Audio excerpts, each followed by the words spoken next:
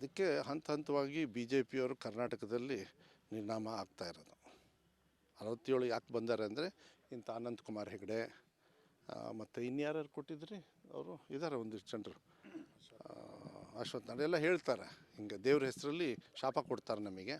ದೇವರು ರಿವರ್ಸ್ ಹೊಡೆದು ಬಿಡ್ತಾನೆ ಕೆಲವು ಸತಿ, ಗೊತ್ತಾಯ್ತಲ್ಲ. ದೇವ್ರು ರಿವರ್ಸ್ ಹೊಡಿತಾನೆ, ಯಾಕೆಂದರೆ ದೇವ್ರಿಗೆ ಚೆನ್ನಾಗಿ ಗೊತ್ತು ಒಳ್ಳೆಯವ್ರು ಯಾರು, ನಮ್ಮನ್ನು ಮಿಸ್ಯೂಸ್ ಯಾರು ಮಾಡ್ತಾರೆ ಅಂತ ಹೇಳಿ ಗೊತ್ತು. ಬರ್ರಿ ನಾಳೆ 22ಕ್ಕೆ ಇಲ್ಲಿಂದ ದೊಡ್ಡ ನಮಸ್ಕಾರ ಮಾಡೋದೈತಿ ರಾಮಂಗೆ, ಅದ್ರ ಬಗ್ಗೆನೂ ಯೋಚನೆ ಮಾಡೋಣ.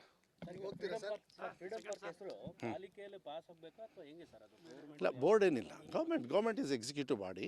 And one more thing is executive decision can be taken by honourable chief minister. ಹೆಂಗೆ ಪ್ರಧಾನಮಂತ್ರಿಗಳು ಬೇರೆ ಬೇರೆ ಇರ್ತದೆ, ಇವಾಗ ಎಕ್ಸಿಕ್ಯೂಟಿವ್ ಬಾಡಿ ಇಲ್ಲದೇ ಇರೋದ್ರಿಂದ ಗೌರ್ಮೆಂಟ್ ಆದೇಶ ಅದನ್ನು ರೂಲ್ಸ್ ಪ್ರಕಾರ ಮಾಡ್ತಾರೆ. ನನಗೆ ನಾನು ಚರ್ಚೆಗೆ ಹೋಗೋದಿಲ್ಲ.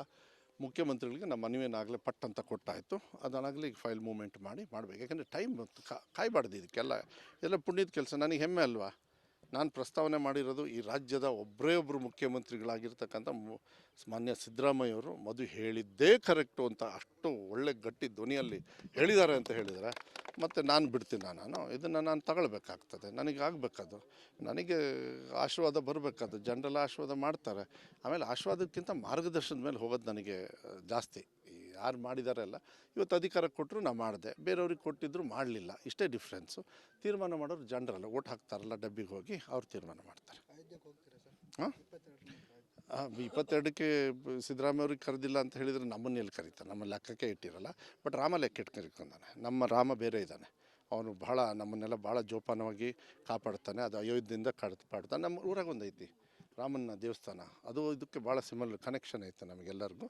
ಅದೆಲ್ಲ ಆಗಿ ಪರ್ಮಿಷನ್, ಈ ಕನೆಕ್ಟ್ ಆದಮೇಲೆ ಪರ್ಮಿಷನ್ ತಗೊಂಡು ನಾವೆಲ್ಲರೂ ಹೋಗ್ಬೇಕು ಅಂತ ತೀರ್ಮಾನ ಮಾಡಿದ್ದೀವಿ. ಅದು ಯಾವಾಗ ಅದೃಷ್ಟ ಬರುತ್ತೋ ನೋಡೋಣ. ರಾಮ ಕರ್ಸ್ಕೋತಾನೆ. ಎಲ್ಲರೂ ಒಟ್ಟಿಗೆ ಬರ್ರಿ ಅಂತ ಹೇಳ್ತಾನೆ ಅವನು, ನೀವೆಲ್ಲ ಹಿಂಗೆ ಕೆಡ್ದಾಗ ಬರಬೇಡ್ರಿ ಅಂತ ನೋಡಿ. Thank you sir.